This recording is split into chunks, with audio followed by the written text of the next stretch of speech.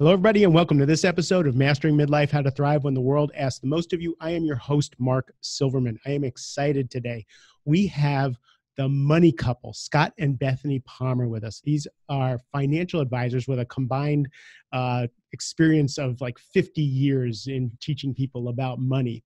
But one of the things they did was they have a decade of research where they helped crack the code for the money issues that lead to divorce. And we know that people fight about money more than almost about anything. And it may even look like other things, but we want to get underneath that.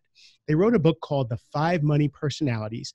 And the tagline is what it really gets me is speak the same love language, which we talk about all the time, but also speak the same money language. And I go through this in my own personal life. They've been on GMA, they've been on CNN and Fox and Forbes, so they're all over the place. So I'm really lucky to have them. Thank you guys for being here. Well, thanks for having us. It's great to be here. So my opening question is usually about an origin story. Why do you care about this specifically? You guys became financial advisors, but now you have a passion. Right? Yeah, absolutely. So it always comes from, I find that life is just dictated by situations and meetings that we're having with other people. And so what happened was about 10 years ago, Bethany and I sat down with a very affluent couple. He owned a tech company here in the Springs, and they were doing great. And they looked amazing on paper. As their advisors, you know, the retirement accounts were just going crazy. The house was almost paid off. Their kids were still even in grade school with our kids. And on paper, they looked phenomenal financially. And then what ended up happening was basically we sat down and we were going over all the research and showing them all the pretty graphs and doing all those things. And the tension was just so crazy thick that you could cut it with a knife.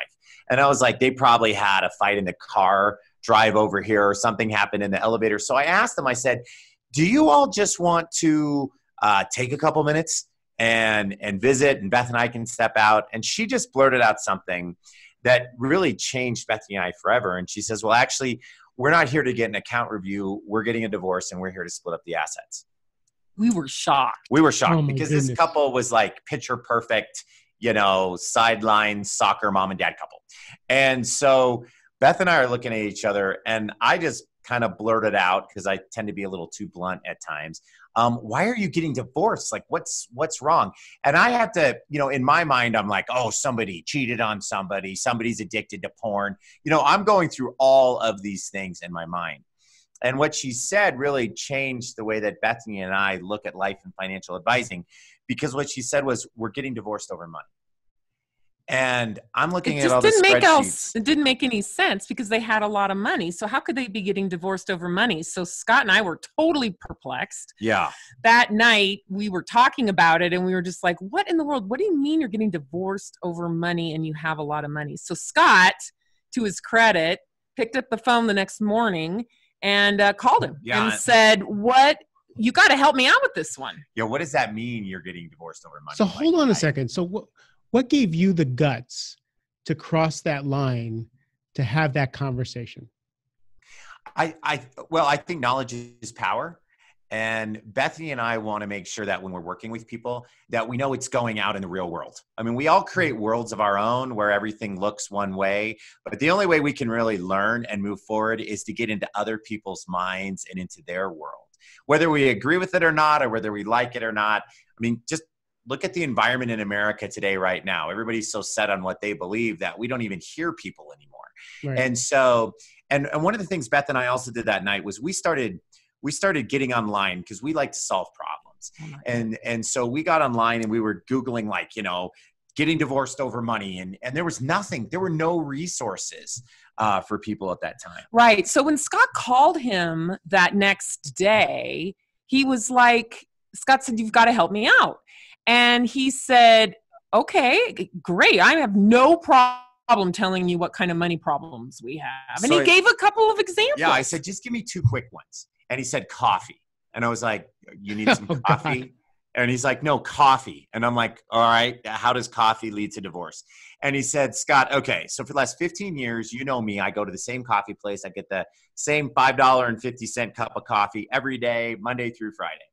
And I said, yeah, I know. I see you there half the time. And he said, Every day for the last 15 years, she's sent me home with a thermos. I mean, she's left the door with a thermos.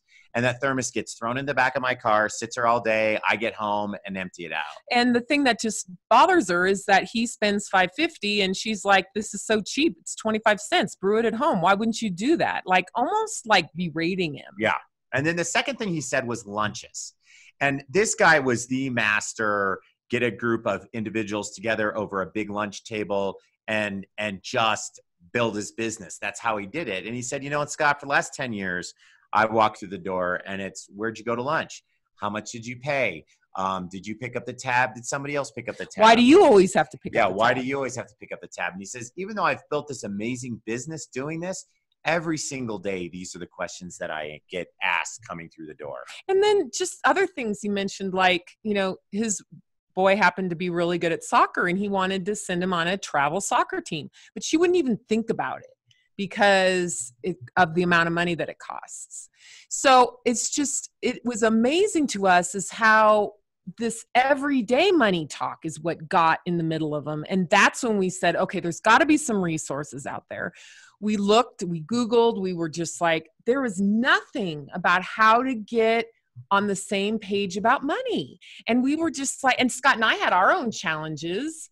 We would go shopping and stuff and we'd be fine. And then on the way home, we'd kind of get in a little tiff about it. And we'll explain that a little bit later. But it's just was amazing to us. There was nothing about how to get to agree about money on the day-to-day money talk. Plenty of stuff on how to get out of debt. Plenty of stuff on how to plan for retirement. Plenty of stuff on how to make sure you have a good insurance plan. All those things are fine, but not this day-to-day money talk. And then when we dug deeper, we saw that 70% of divorces were over money conflict. And we discovered, we don't even think that the professionals out there had discovered, but what we discovered was that was actually that day-to-day money talk that was the problem. It wasn't their 401k going down. It wasn't being in debt. It was just this day-to-day money talk and the differences that they had. And what we also found was that the way that society has really thinks about finances and moves forward with finances is that you're going to have this perfect relationship if your house is paid off, if you don't have any debt, if you've checked all these boxes, then money will not create situations and will not lead to divorce. And what we found is that that's just absolutely not true. It doesn't matter how much money you have in the bank. It doesn't matter if you're making $30,000 or $3 million. You're going to have conflicts in your relationship over money, and it can end your relationship. And 70% of all divorcees cite money as the number one reason for the breakup. So now you've done this research, and now you hear the talk about money. But of course, the coach in me is going, with the forensics. Well, we're talking about values. We're talking about childhood issues. We're talking about all kinds of things that have nothing to do with the money that we're making the money mean. Is that the rabbit hole that you guys went down? Yes. Well, what we discovered was, first of all, couples don't even know. This is so interesting after we were doing our research. Couples don't even know what everyday money talk really means. They don't really understand that there's a money component to just about every decision that they make. And that they come to that money component of that decision very, very differently. So let me just give you an example. We had this recently happen. There was this couple and they were all excited in Colorado Springs, and they were all excited to go out on a day trip out to go look at the Aspens. And they stopped at the gas station before they went. And he popped out to get the gas, and she is sitting there waiting for him. And she looks out of the corner of her eye and she notices that he puts high-grade gas in the car. Oh, I've had and this she's argument. like, well, now, whoa. And she's thinking, well, now is he always putting high grade gas in the car? I mean, what a waste of money. Why would he do that? That's stupid. That's irresponsible. So she's thinking that. And then he pops his head in the car and he says, okay, honey, I'm going to go in and get a couple snacks for us on the way. Do you want anything? And her first reaction was no. Oh. And then he closed. Why would you buy snacks at a convenience store? They're so much cheaper at home. So he goes into the store and he's all excited to get his little snacks and his drinks. And he's going to get some snacks and drinks for her. And oh, isn't she going to be happy about that? Oh, she's going to love me that much more because I'm thinking about her. So then he gets in the console And all of a sudden she's like, do you always put high grade gas in the car?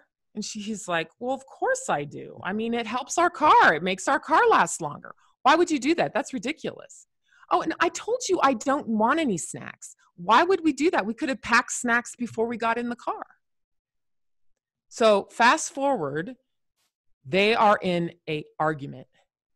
And you could say that argument is about snacks at the convenience store or it's about gas, but it's not. It's all about money. And she sees that that's so ridiculous. And he just comes at those same activities with a totally different perspective. Now they've just ruined their wonderful date day that they were going to have all over gas and convenience store snacks. Not to mention, he thought he was doing her a solid, like bringing, you know, like a little kid bringing her all kinds of gifts. And she's like, no. Exactly. And that's where the miscommunication that we started finding. And so what we did was we talked to any couple that would talk to us, and we talked to thousands of couples. And then what we started doing was we started seeing these different money personalities and patterns that they had.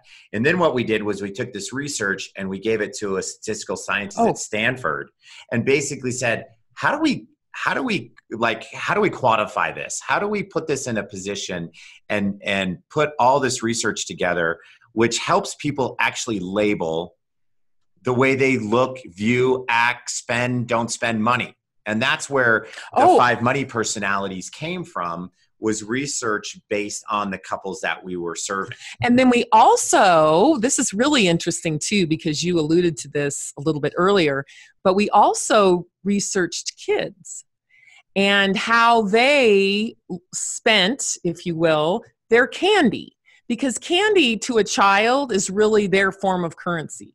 They can eat it fast, they can save it, they can trade it, they can organize it, they can give it away. I mean, there's just different things that kids do with candy that no one tells them to do it that way. Yeah, I have a son who would only eat M&Ms one color at a time. He had a big jar. Okay, I have a label. I have a label for the way he spends money just because of what you just said. Tell me. He has a big amount of what's called a security seeker in him.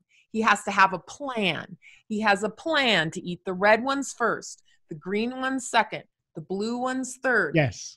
And to this day, I will guarantee you that is how he will deal with money. When he was going off to college, we cleaned his room and we went into his drawer and there was $1,700. He had a $12 a week allowance. There was $1,700 in his drawer. Yep.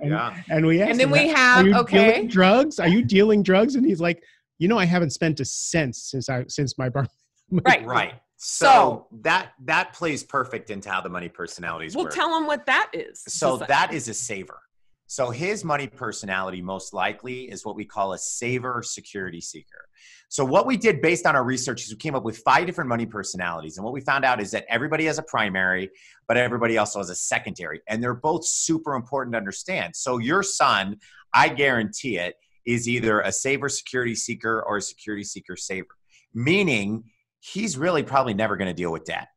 He's always going to have a plan. He's always going to be that fiscally financial responsible person in whatever relationship he finds himself in. He is going to be that person in that relationship. Here's the crazy thing. We put together these 5 money personalities, have had over 300,000 people take this assessment online. Of the 300,000 people that have taken it, we also have their spouse or significant other take it along with them. We have found that 80% of all the people that have taken this assessment are married or in a relationship with someone that's completely opposite of what they are.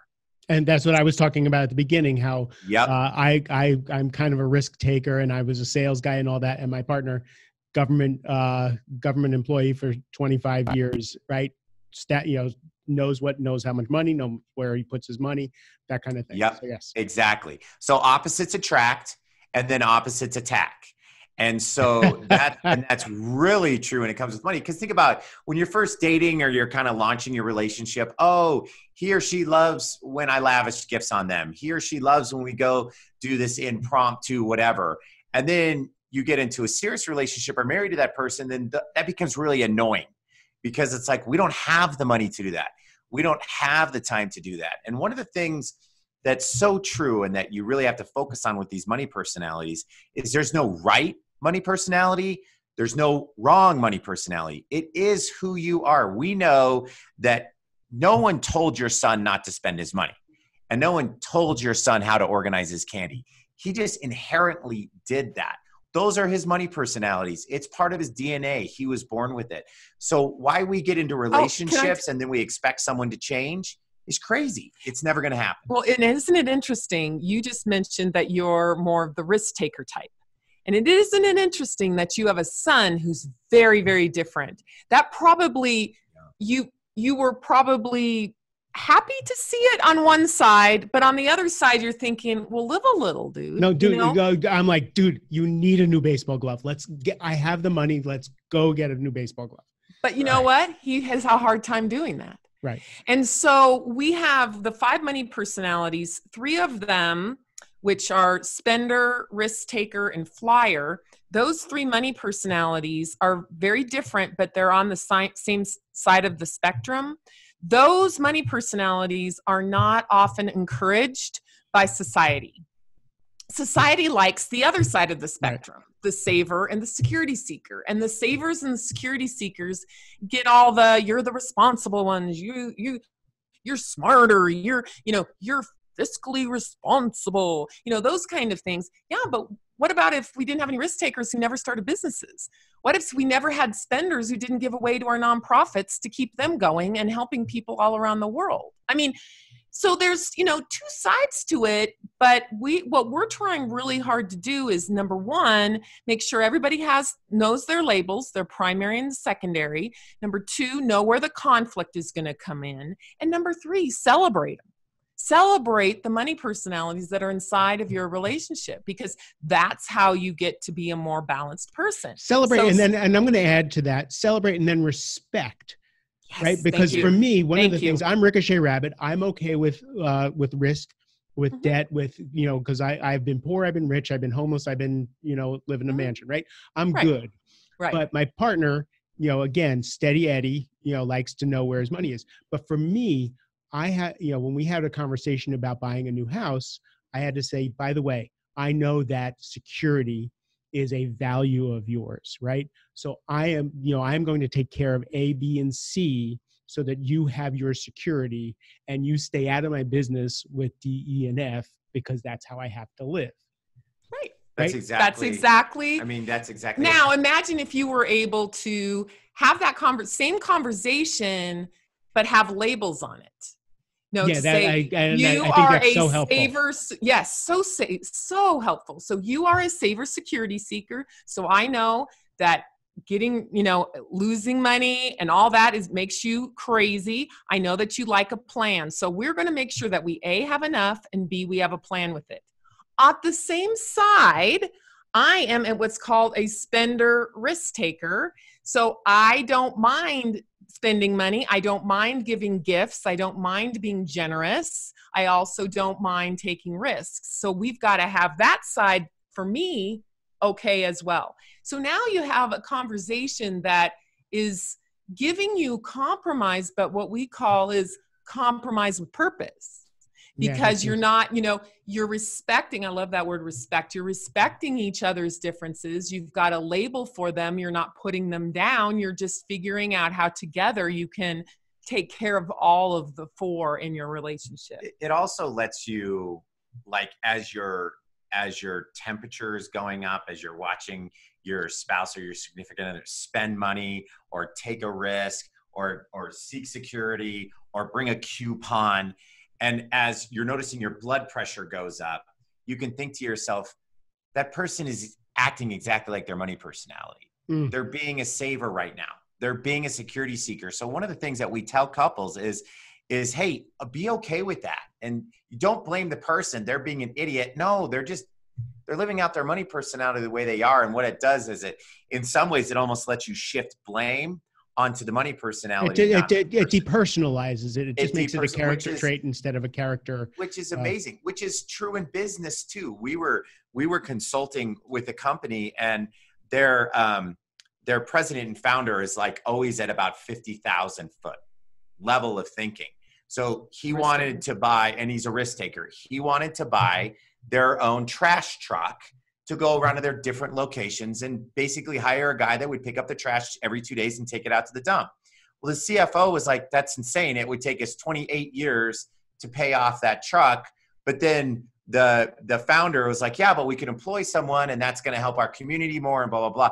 And so watching this conversation take place in front of us, Beth and I said, back up the boat. Do you see where his risk taker spender is coming in? And do you understand where this security seeker saver is coming in? So let's talk through that issue, and then we'll talk about, buying your trash truck or not. And so even in an environmental business environment, these are so important to know who you're working with, because it allows you to enter into the conversation from a different point of view. I love it. So let me ask a question. So I'm sitting here listening in the car, and I can't go to work because I'm just so riveted to what you have to say. As soon as I get to my desk, I'm going to go to Amazon, and I'm going to order your book, The 5 Money Personalities, and which, by the way, there will be a link in the show notes. So you don't even have to remember that. Between now and the time that comes in 2 days from Amazon Prime, what should they do? I'm sure you have an assessment that people can take. Yes, we do. On our website at themoneycouple.com. Actually, it's moneycouple.com now also. We just got that URL. So themoneycouple.com. And right on the front, take the assessment. And you take the assessment. It costs less than a hamburger and fries. And take that assessment. It's really nice because it's going to spit out your primary and your secondary money personality, in addition to giving you a report. You're going to get a 17-page report. And what's really fun for couples is to just sit down and both read through your reports. I mean, you will know your spouse. You will know some people's partner. idea of fun is going to Six Flags or going scuba diving, but no, not our couples, another right? kind of fun. Okay, great.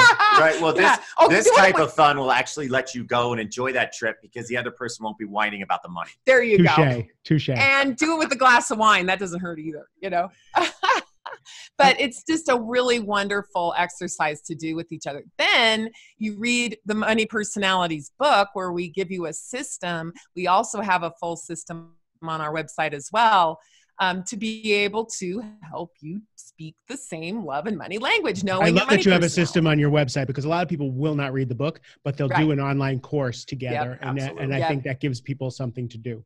Absolutely. This is such a powerful conversation and such a useful conversation. You guys do good work in the world. I really, I'm in awe, because I spend so much time, again, having the same conversation with people. For me, I go a little bit, actually a lot deeper when it comes to, what are we making money mean? What are we making these conversations mean? What does it mean that you use high test, right? I do it to honor my dad, because I grew up poor, really poor, but my dad always put high test in his Vita car. That was his value. So I do that to honor him. Yeah, I don't know whether it's good enough, right? But nobody can take that away from me. Right. I am always going to put high test in my car. Right. And it has nothing to do with money, has nothing to do with the car. It just has to do with, that's one of the things. But if you were a saver, you wouldn't. Right. My M&M son has an app that tells him where he can save a couple of cents of gas. Where my other son, where you find the M&M wrappers in the basement under the couch, is a lot more like me. You're right. And we're exactly. So I'm going to send people to your website. I really think do your relationship a favor, whether you're married or not. Have this conversation. Go to the website, download the assessment, and have this conversation. Everything, all the problems come from the fact that we can't have these conversations. So thank you for giving people a language to be able to do that. Absolutely, it's our pleasure. So you wrote another book. May I ask you to come back for another episode, and we'll do a part 2 on the 5 money conversations you should have with kids at any age. It'd be awesome. We'd love it. We'd love to do that. All right. So for those of you going to work, and then the next episode is going to be Scott and Bethany talking about how to speak to your kids about money. So for now, thank you, everybody. I love you. Thank you for your precious time and attention. Scott and Bethany, thank you for this part 1. Appreciate it. Our pleasure. All right. I love you all. Have a great rest of the day, and we'll see you on the next episode.